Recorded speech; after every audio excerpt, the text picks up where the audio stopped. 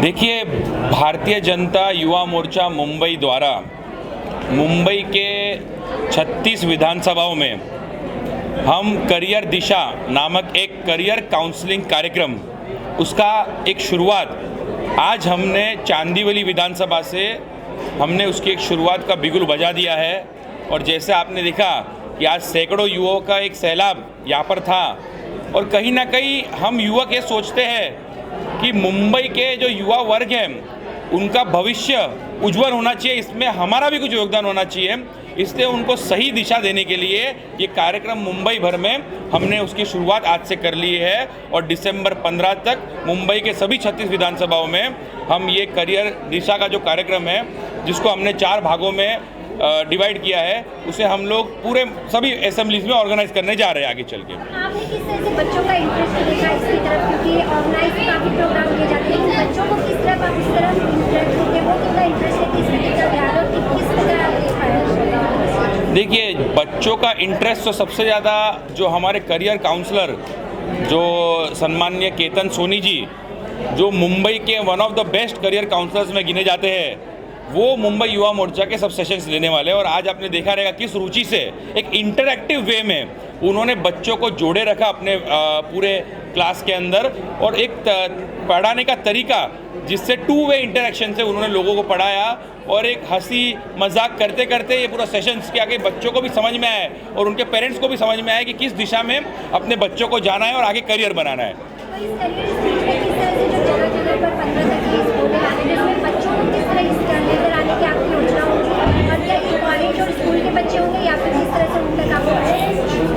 खासकर 10वीं और 12वीं के बाद बच्चे एक करियर ऑप्शन ढूंढते हैं, इसलिए हमने पैम्पलेट्स के माध्यम से हमारे युवा कार्यकर्ता प्रत्येक बिल्डिंगों में, प्रत्येक घर में जाकर आइडेंटिफाई करेंगे कहाँ पे 10वीं और 12वीं के स्टूडेंट्स रहते हैं और उनको पर्सनल इनविटेशन एक किताब के माध्यम से, मतलब हम युवा मोर्चा के माध्यम से किताब बना रहे हैं, जो ये 15 पेज की किताब रहेगी।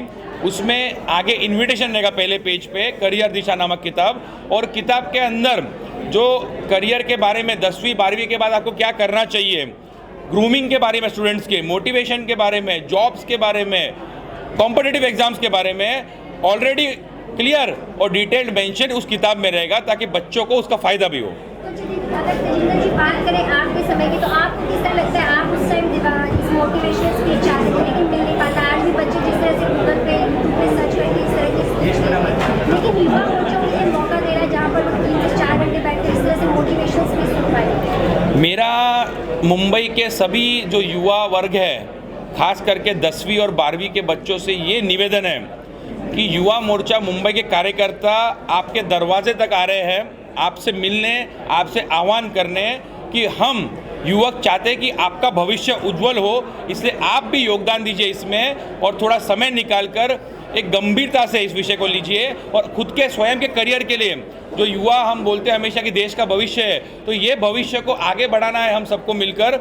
इवन उसमें योगदान आपका स्वयं का सबसे ज़्यादा होना चाहिए। तो सभी युवा वर्ग मुंबई के आगे आकर ज़्यादा से ज़्यादा इस मुंबई में जहाँ पे करियर काउंसलिंग का एक करियर दिशा नामक कार्यक्रम हम करने जा रहे हैं, उसमें भाग ले और गंभीरता से विषयों के ऊपर चर्चा करें अपने परिवार से और उसी दिशा में आगे चले। यही हम सबसे एक निवेदन करते हैं आज। तो आज प्रवीण भानुशाली ने जिस तरह से यहाँ पर इस जगह पर ऑर्गेनाइजिंग में जिस तरह से इतना सहयोग रहा, किस तरह से देखते हैं कि कितने अच्छे तरीके से उन्होंने यहाँ पर मुझे अभिमान है मेरे युवा मोर्चा के कार्यकर्ता प्रवीण भानुशाली जी, संतोष पालेकर जी, दोनों पे जिस तरीके से उन्होंने मेहनत करके प्रत्येक क्लासों में जाकर प्रत्येक स्कूल के प्रिंसिपल से मिलकर उन्होंने बच्चों को मोटिवेट करके आज एक सैकड़ों की संख्या में, आज आपने देखा रहेगा 800-900 के ऊपर बच्चे यहाँ पर आए थे, तो कम से कम इन्होंने एक पहल छेड़ी है कि हम बच्चों के भविष्य बनाने में अपना योगदान कैसे दें। इसलिए मुझे इन मुंबई का अध्यक्ष होने पर एक अभिमान है इन सभी मेरे युवा मोर्चा कार्यकर्ता का, जो आगे चलकर भी मुंबई में ऐसे सैकड़ों बच्चों का भविष्य बनाने में अपनी मदद करेंगे, अपना योगदान देंगे। आपको ऐसी कौन सी बात है जो मोटिवेट करती है, क्योंकि मुंबई के यूथ के आप आजकल प्रेरणा बने हो, जिस तरह से आप एक्टिव होकर एक के बाद एक बच्चों के लिए कार्य कर रहे हैं, यूथ के लिए कार्य कर रहे हैं, वो कौन है जो आपको मोटिवेट करता है इस कार्य पर? मुझे मोटिवेट करते हैं हम सभी के प्रेरणा स्रोत और नेता आदरणीय देवेंद्र फडणवीस जी, जिनको देखकर हम सब युवा मन में इच्छा जागती है कि हमको भी उनके तरह काम करना चाहिए, ज़मीनी स्तर पे उतरकर ज़्यादा से ज़्यादा लोगों को जोड़कर और लोगों का भला करने में एक पहल आगे बढ़ाने में हमेशा हमको आगे रहना चाहिए। ऐसी प्रेरणा मिलती है तो हमें सिर्फ और सिर्फ हमारे नेता आदरणीय देवेंद्र फडणवीस जी से मिलती है। ये कार्यक्रम की संकल्पना भी हमें आदरणीय देवेंद्र फडणवीस जी के द्वारा ही मिली है और जितने भी कार्यक्रम जो युवा मोर्चा के माध्यम से मुंबई में होता है, सब ज़्यादा से ज़्यादा गाइडेंस का काम पूरा हमारे नेता आदरणीय देवेंद्र फडणवीस जी ही करते हैं। प्रवीण जी, आप क्या कहना चाहेंगे जब आपकी पार्टी आपकी युवा मोर्चा की तरफ से आपको निर्देश दिया गया होगा कैरियर दिशा या फिर ऑर्गेनाइज करने, किस तरह से मोटिवेट किए इस स्पीच के लिए, आपने किस तरह से ऑर्गेनाइज किया और बच्चों को यहाँ तक इस हॉल में जिस तरह से पूरा भरा हुआ होता है किस तरह यहाँ तक पहुँचाने लगा? ये कोविड के पेंडेमिक पीरियड के बाद हर एक बच्चा, हर एक स्टूडेंट खुद की करियर की दिशा तय करने के लिए एक स्टेज ढूंढ रहा है कि मैं कौन सी दिशा में जाऊं, कौन सी दिशा में मेरी करियर तय करूं। हमारे माननीय मुंबई अध्यक्ष श्री तेजेंद्र सिंह तिवाना जी ने हमें मौका दिया कि आप चांदीवली के युवाओं को, स्टूडेंटों को एक ऐसा मैसेज दीजिए कि भारतीय जनता युवा मोर्चा आपके साथ है और ये पेंडेमिक पीरियड के बाद आपको आपकी करियर की दिशा तय करने में भारतीय जनता युवा मोर्चा आपको मदद करेगा। तेजिंदर जी, इस प्रोग्राम से अलग क्वेश्चन है, जिस तरह से कंगना रनावत अभिनेत्री को पद्मश्री भूषण अवार्ड दिया गया और उसे वापस लेने के लिए कांग्रेस द्वारा निरंतर जिस तरह से प्रदर्शन किए जा रहे हैं, आप क्या कहना चाहेंगे इस पर? उन्होंने एक बात और की कि 2014 से आज़ादी मिली है, उससे पहले जो मिली थी वो भी। देखिए, कैसा है कि मैं ये समझता हूँ कि कांग्रेस के ऊपर कमेंट करना ही अपने टाइम बर्बादी करना है, तो मैं कांग्रेस पे कुछ कमेंट नहीं करना चाहता। मैं कुछ ऐसे उनको महत्व नहीं देना चाहता उनकी बातों को। वो खाली एक बोलते मीडिया अटेंशन के लिए ऐसे कुछ ना कुछ ऐसे वक्तव्य करते हैं उनके नेता। तो हम युवा अपना ज़्यादा समय और ज़्यादा योगदान लोगों का भला करने में देंगे, ना कि इनकी बातें सुनने में और इनके ऊपर कमेंट्स करके बातों को बढ़ाने में। इसलिए ये मेरा समझ है। तो आप इस बात को आप भी मानते हैं कि 2014 के बाद ही आज़ादी मिली, उससे पहले जो मिली थी वो भी? नहीं, ऐसे बात मैं नहीं मानता हूँ कुछ भी कि जो 2000 पहले जो मिली थी वो भीख थी आज़ादी। तो मेरा मानना ऐसे है कि जब आज़ादी मिली उसमें सभी का योगदान था, ना ही एक कोई व्यक्ति विशेष का या न कोई व्यक्ति या कोई एक पार्टी का। आज़ादी मिलने में देश के सभी जो स्वतंत्र सेनानी हैं उनका बड़ा योगदान था और उसी बात को लेकर हमें ये मुझे लगता है कि अगर हम इस बारे में बात करते, चर्चा भी करते, तो हम लोग उनका मान सम्मान कम कर रहे हैं। तो हमको ये बारे में बात भी नहीं करना चाहिए, इस बारे में चर्चा भी नहीं कर रहे। बहुत सेंसिटिव इशू है और हर हिंदुस्तानी, हर भारतवासी के दिल के करीब का विषय है। केतन सर से बात। ओके, सो ये जो करियर दिशा प्रोग्राम है, इसका प्लानिंग हम लोग कम से कम लास्ट 4-5 मंथ से कर रहे थे। बिकॉज जब से लॉकडाउन के बाद, जब भी वैकेशन के बाद, अभी जो लेटेस्ट अप्रैल मई 2020 के बाद तेजिंदर जी ने मुझे बताया कि हम लोग ऐसा कुछ प्रोग्राम करते हैं जिससे यूथ को एक दिशा मिले, गाइडेंस मिले।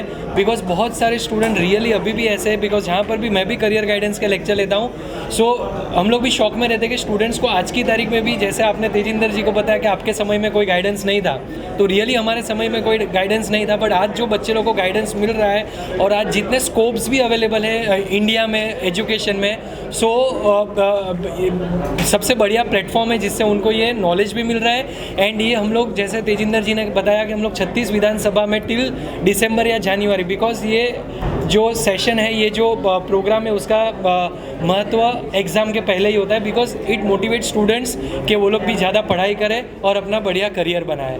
सो या ये प्रोग्राम ऑर्गेनाइज तो किया गया, लेकिन जो बच्चों ने बड़ी संख्या में यहाँ पर पहुँच कर उन्होंने सुना, 4 घंटे वो यहाँ बैठे हैं, तो कितना ज़्यादा और भी आपको उत्साह बढ़ता है? इस तरह के प्रोग्राम लेना बहुत ज़रूरी था और 36 विधानसभा में दिया जा रहा है। तो जिस तरह से आज इतने बच्चों ने यहाँ पर सुना और भी बच्चे सुनने से काफ़ी आगे कर सकते और आगे बढ़ सकते हैं। सो जब भी एक मुझे पता चला कि फर्स्ट प्रोग्राम चांदीवली विधानसभा में है एंड मुझे बताया गया था कि 600-700 स्टूडेंट्स तो मिनिमम आएंगे, तभी मुझे भी एक बार लगा था कि लाइक 600-700 स्टूडेंट आएंगे कहाँ से।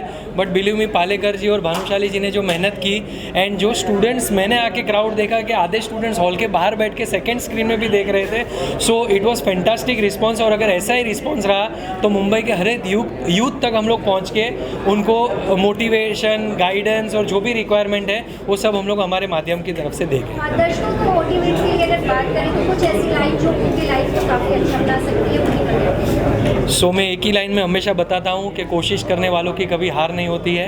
एंड अगर ये स्टूडेंट्स, ये जो आज के यूथ है जो फ्यूचर में इन्होंने एक अमेजिंग करियर बनाने वाले हैं, सो अगर वो मेहनत, hard work, because there is no substitute to hard work करेंगे तो लाइफ में श्योर आगे बढ़ेंगे एंड सक्सेसफुल हो गए। Thank you so much. Thank you, धन्यवाद शालिनी जी। जिस तरह से आज आपने यहाँ पे मोटिवेशनल स्पीच दी, युवा मोर्चा द्वारा ऑर्गेनाइज किया है, तो कितना आपको आगे जाने में कितना मोटिवेट करता है और क्या लगता है इस प्रोग्राम से कि बच्चों के लिए कितना अच्छा होगा? सिंस मैं आईटी इंजीनियरिंग में 3rd ईयर में हूँ, सेमेस्टर 6 चल रहा है मेरा अभी। सो ये सेमिनार बता रहा था कि 12th के बाद या फिर 10th के बाद किसी बच्चे को या किसको क्या कितना आगे बढ़ना चाहिए, कौन सा फील्ड सिलेक्ट करना चाहिए। सो इधर ये बहुत सारी डिस्कशंस हुई और इससे भी ज़्यादा इंपॉर्टेंट है पर्सनैलिटी डेवलपमेंट। कि मतलब अगर सपोज आप XYZ पर्सन हो, मैं आपसे बात कर रहा हूँ, आप मुझसे कैसे बात करोगे? अगर हम दोनों किसी मीटिंग में हैं, देन मुझे घड़ी नहीं देखना है, वो एक थिंग है। मैं घड़ी देख रहा हूँ मतलब मेरा आप में इंटरेस्ट नहीं है बात करने में।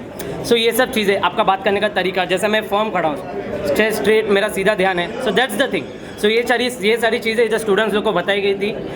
पर्सनैलिटी डेवलपमेंट के बारे में भी बोला गया था। तो दिस आर द थिंग्स। तो ये मोटिवेशनल स्पीच अगर आप पहले देखना चाहते हैं तो किस प्रकार करके रिसर्च करना है और क्या, और अगर ये जो भाजपा ने ऑर्गेनाइज किया है, Yeah. तो क्या लगता है कितने अच्छा करना है? It was a very good decision मेरे हिसाब से, क्योंकि अभी कैसे है कि India is a young country. बहुत सारे 10th 12th बहुत सारे लोग अभी आ रहे हैं। और जैसे कि आप देख सकते हैं बहुत सारे 9th स्टैंडर्ड वाले भी थे कि उनको पहले से ही एडवांस में उनको पता चल रहा था कि हाँ 10th क्लियर हो जाएगा तो मुझे पता है क्या करना है क्या नहीं करना है। सो ऐसे बहुत सारे सेमिनार हो सकते थे, बट आज नीडी जिन लोग ज़रूरत थे वो सारे स्टूडेंट आए थे। So that was the motive. तो इस तरह के प्रोग्राम को आगे और भी एक बार ऑर्गेनाइज करेंगे, युवा मोर्चा आप चाहेंगे?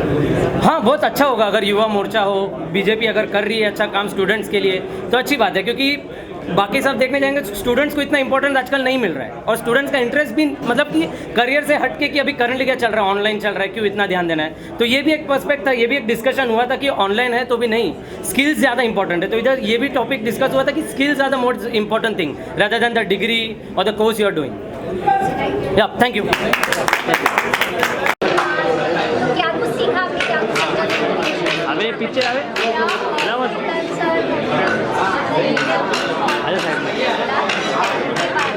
के बाद क्या करना चाहिए? दूसरी बात, मोटिवेशन स्पीच आगे रहता है तो आपको लगता है इस तरह के मोटिवेशन स्पीच ऑर्गेनाइज करना और आगे होना चाहिए? आज